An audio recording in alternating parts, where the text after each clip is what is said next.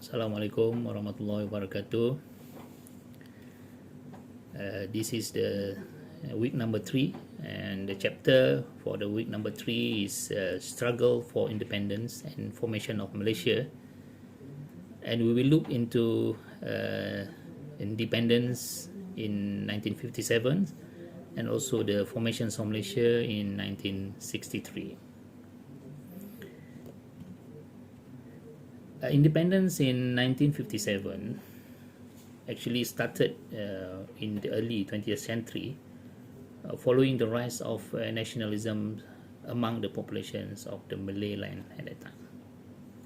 So nationalism is a national sentiment in all members or people that emphasize the aspect of loyalty and deep love for the country. So the main foundations normally in nationalisms are the desire to be free from colonialize. Number 2 is the desire to be free from economic downturn, economic shackles.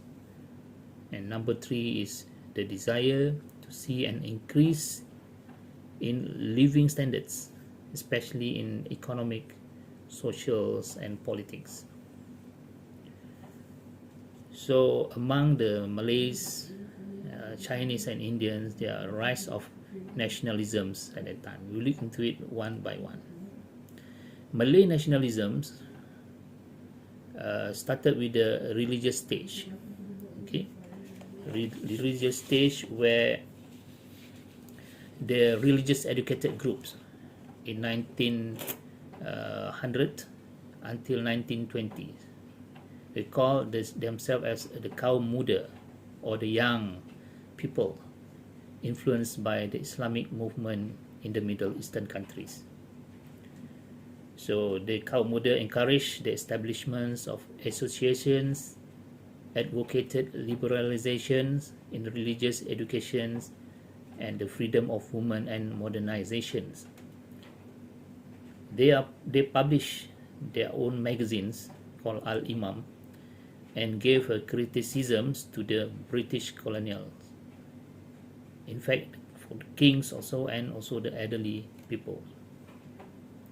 That's the first stage of Malay nationalism, and we can see that after 1920s, the Malay nationalist movement started changing and was taken over by more secular groups. We go to the second stage, where the Malay educated group in 1920 until 1930, this group graduated from the Sultan Idris Teachers Training College. This more on the socio-economic stage, which was the movement led by the great figures. Among them are Zainal Abidin Ahmad, Za'ba, Buyung Adil, and also Abdul Hadi Hassan. The movement started by the elite Malays who received either English or Malay educations. That was in the third stage in 1930 until 1938 or early 1940s. This group appeared after the existence of the Penang Free Schools and also Malay College Kuala Kangsar, and their parents started to feel confident to send their children to the English schools, and the children will bring back the dignitaries and nobles to the society of Malay. The political stage, and in 1938, however, is as a result of power distributions among ethnic. The power distribution among ethnic, the majority championed the concept of Malaya for the Malays. The more radical groups formed. We've said earlier that young Malays or kaum muda, they fought for Malay independence and unification with Indonesia to form Melayu Raya. But however, the unification with Indonesia concept was too radical, and some people cannot accept it. We go to the Chinese nationalism. The Chinese nationalisms more focus on the politics of China, as they still considered China as their homeland.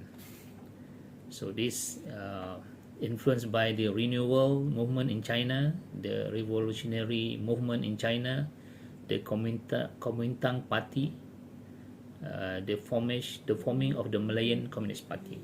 So the ethnic Chinese nationalism is found to resolve more around the question of life, education, and social in the community, the Chinese community in Malaya. In the academic field, ethnic Chinese use two different syllabus.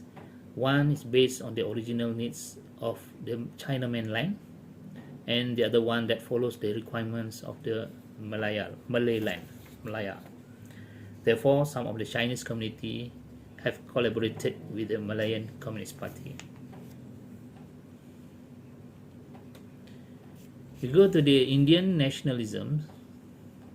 The Indian nationalism, ethnic India or Indian nationalism resolves more around the atmosphere of life and social in the Indian country. Japan played a big role in fueling nationalisms among the Indian community and making British a major factor that has left the Indians behind and still live in the grip of the colonialized.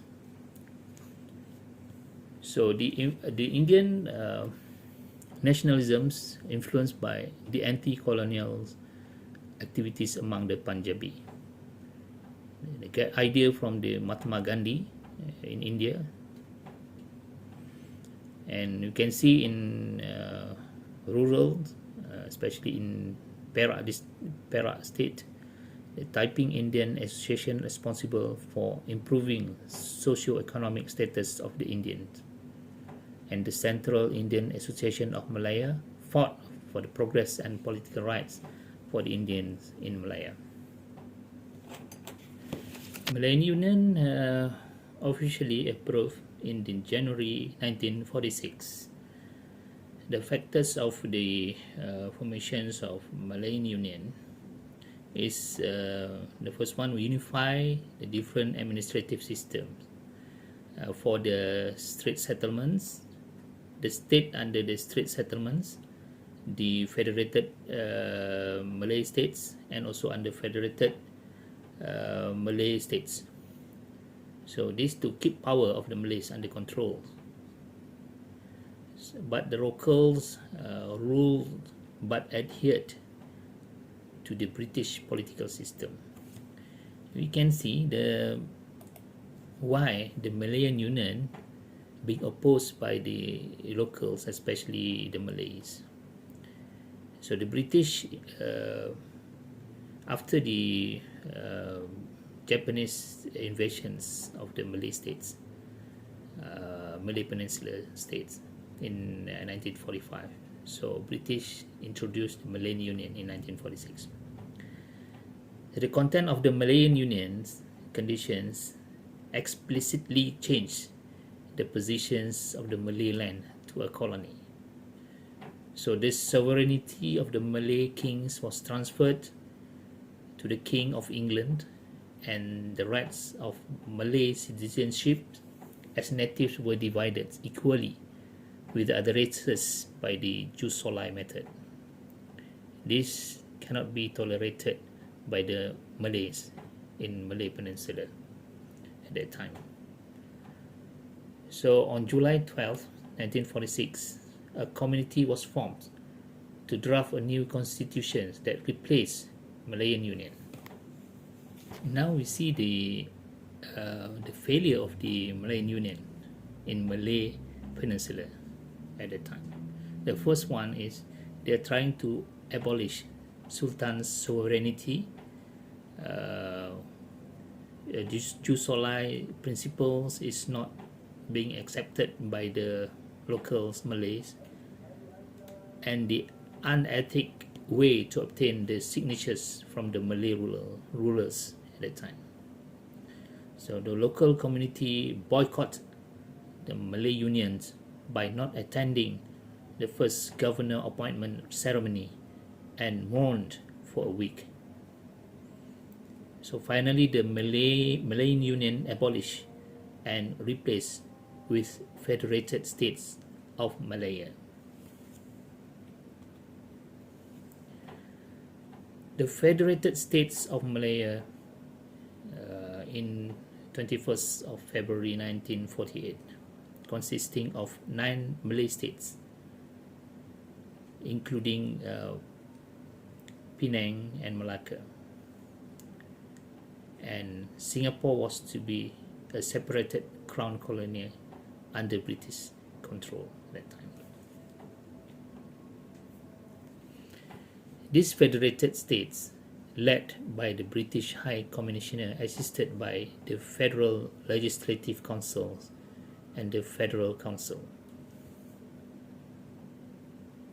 That's a picture of the British High Commissioner with the first Yang di-Pertuan Agong of Malaya. Sultan authority was to be restored, but only with the councils of the State Council and the State Executive Council. The state government given control over matters on health, education, land and agriculture. The conditions for citizenship were to be tightened, and Malays were to be given special rights as the indigenous people. So the emergence of the political parties after the Second World War, you can see that the party representing the Malays, the Indians, the Chinese, and other races in 1946. You can see the United Malays National Organizations representing the Malays. The majority of the populations of the Malay Peninsula at the time was formed, followed by the Malayan Indian Congress MIC in 1946, where the member of the party was 100% Indians, and they are representing Indians, and followed by the Malayan Chinese Associations MCA in 1949, and representing the Chinese people, and Independent of Malaya Party IMP also formed in 1951, which is open to all races, and this party lost support because separated ethnic communities were not ready to work together as a party. So the Alliance Party in 1952, consisting of UMNO MCA, they formed a multiracial political party, and in 1955 the Alliance Party was formed by the UMNO, the MCA and MIC, and they negotiated for the independence of Federated States of Malaya.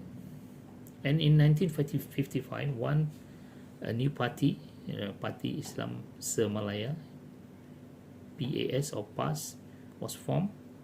The member is 100% Malay Islam, and making Islam as the basis for the society and the government, which is to be formed. So negotiations continues for independence of the Malaya. In 1956, Tunku Abdul Rahman which is the head of UMNO party, led an entourage to London to negotiate for the independence of Malaya. The Reid Commission was formed on Malaya's new constitutions. These commissions take into account the views of the locals, including 131 written memorandums by individuals and organizations. So the social contracts between Malays and non-Malays is a very important in the Article 3 Federal Constitutions, where the religions of the federations is Islam, but other religions may be practiced in peace and harmony in any part of the federations. In every state other than states not having a ruler, the positions of the ruler as the head of the religions of Islam is in his states in the manner and the extent acknowledged and declared by the constitutions of that state and subject to the constitutions.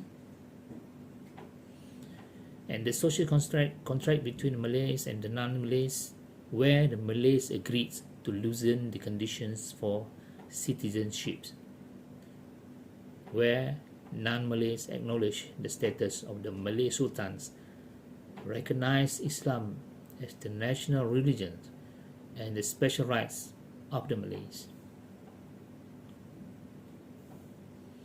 Finally, in 31st of August 1957, Malaya gained independence.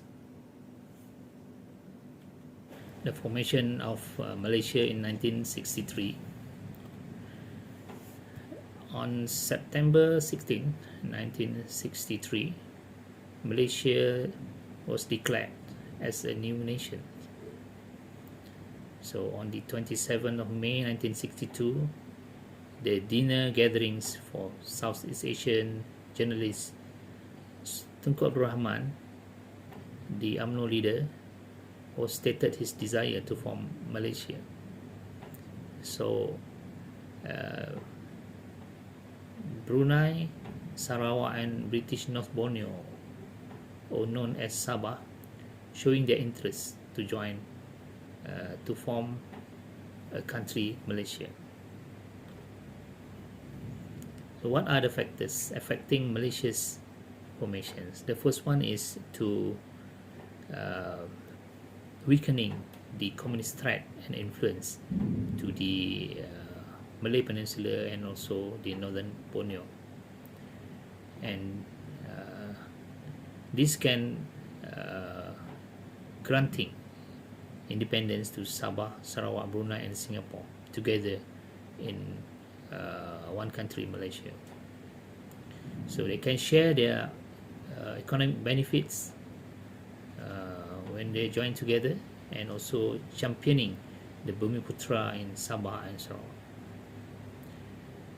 And at the same time, it can preserve the rights of the Bumiputra in all the regions involved. What are the Sabah and Sarawak reactions to that, to the formations of Malaysia? People in Sabah and Sarawak welcome the idea of the formations with Malaysia. This can be the reasons to be free from British ruler. They will get the independence and they join Malaysia. But however, there were uneasiness among the non-Malays over the Malayan political dominations. So how about Brunei? The Brunei reactions were the Sultan Omar Ali interests to the formation on personal levels. The Brunei People's Party succeeded in influencing the Brunei's residents to go against the formations of Malaysia. So they worried that Brunei would lose a large portion of its wealth through the formations. So how about Singapore? How about the Singapore's reactions? Under the leadership of Lee Kuan Yew, Singapore agreed to the formations of Malaysia despite firm oppositions from some of the left-wing parties. So finally, they joined Malaysia in 1963. The Indonesia and Philippines reactions, the Indonesia declared his confrontation with the slogans "Crush Malaysia" or "Ganyang Malaysia." The diplomatic relations between the federations of Malaya and Indonesia were badly affected.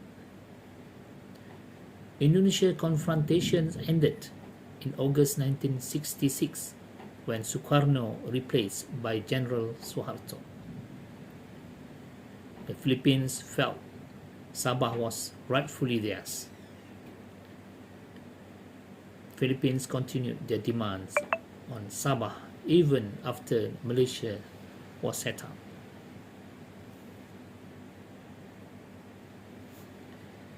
The formation process of Malaysia started with the Malaysia Solidarity Consultative Committee (MSCC), where served to explain the concept of Malaysia.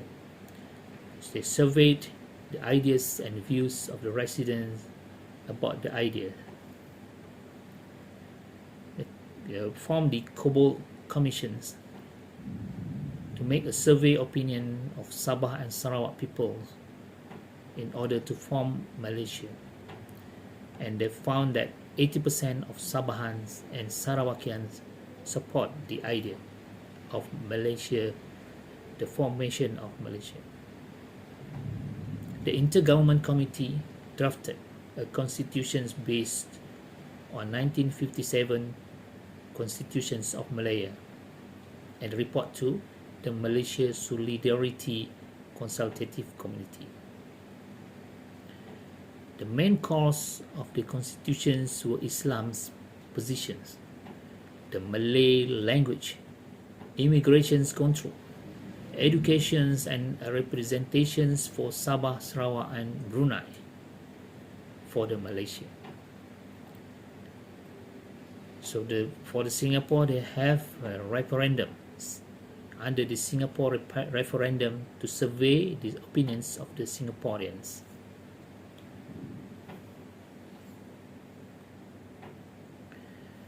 There are issues on Brunei. Sultan of Brunei decided not to sign the Malaysia agreements, and as he felt his request for dominations was not given enough consideration. So armed riot by Brunei People's Party, assisted by Communist Party of Indonesia, to the Brunei government itself, so they would decline participations in Malaysia. So in the end, Brunei's participation was annulled.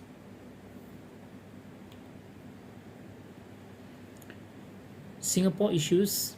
After 2 years of joining Malaysia in 1963 until 1965, Singapore felt that the formations of Malaysia incapable of helping them progress and develop.